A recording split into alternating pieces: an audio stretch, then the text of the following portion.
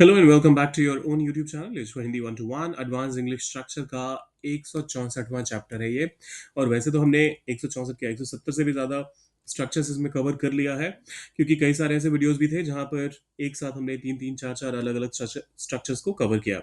आइए इस वाले को देखते हैं। वैसे चैनल का नाम एच फॉर हिंदी 1 to 1 है। हिंदी देखकर कंफ्यूज मत होइएगा। हिंदी सिर्फ इसलिए है कि आप इंग्लिश सीखते हैं, लेकिन वो हिंदी के माध्यम से। और आज जो स्ट्रक्चर हम कवर करने वाले हैं वो है इफ इट weren't फॉर। इसका मतलब ये होता है कि अगर कोई फलानी चीज नहीं होती, अगर कोई ऐसी चीज नहीं होती, अगर कोई वैसी चीज नहीं होती तो उस केस में क्या होता। इस केस में हम फिर अगर कुछ ऐसा कहना होता है तो फिर हम ये इफ इट weren't फॉर वाले फ्रेज का इस्तेमाल करते हैं। एग्जाम्पल्स के माध्यम से आप बेहतर समझेंगे। यदि आधुनिक चिकित्सा ना होती, इफ इट weren't फॉर, आधुनिक चिकित्सा के लिए आप मॉडर्न मेडिसिन का इस्तेमाल कर सकते हैं। If it weren't for modern medicine तो क्या होता, तो आज भी कई बीमारियां जानलेवा होती।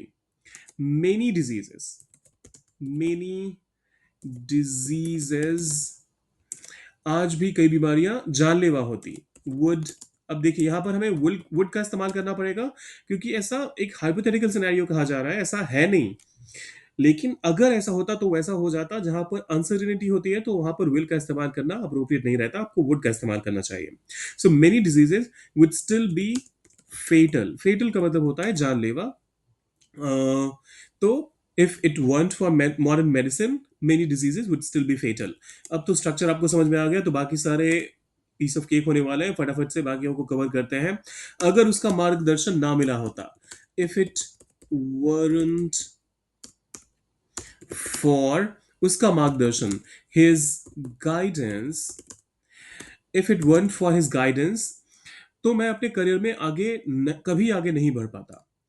I could never, I could never, कभी आगे नहीं बढ़ पाता, बहुत स्ट्रॉन्ग स्टेटमेंट कहा जा रहा है। I could never grow in my career, या फिर सक्सीड इन माई करियर, दोनों ही ऑप्शन सही हैं। If it weren't for his guidance I wouldn't, sorry, I could never grow in my career. यदि वह बार बार बाधा ना डालता तो मैं समय पर अपना कार्य पूरा कर लेता। इफ इट weren't फॉर, अच्छा इसको कॉपी कर लेते हैं, बाकी दो ही बचे हैं लेकिन ये काफी प्रॉब्लम करेगा create. So if it weren't for, वह बाधा ना डालता, मतलब वो बाधाएं जो डाल रहा था वो यहाँ पर समस्या की जड़ हो गई, तो आप कहेंगे his interruptions. If it weren't for his interruptions तो मैं समय पर अपना काम पूरा कर लेता। आई वुड हैव फिनिश्ड, पूरा कर लेता, या फिर आई वुड हैव कंप्लीटेड अपना काम, my, I would have finished my work समय पर, on time. If it weren't for his interruptions I would have finished my work on time. अगर मूसलाधार बारिश ना हुई होती तो हम आज पिकनिक मनाने गए होते। इफ इट weren't फॉर, और उसके बाद मूसलाधार बारिश, हेवी रेन, तो हम आज पिकनिक मनाने गए होते। We would have gone for a picnic. If it weren't for the heavy rain, माफ कीजिएगा यहाँ पर आर्टिकल मिस हो गया था। If it weren't for the heavy rain we would have gone for a picnic. Picnic मनाने के लिए गए होते।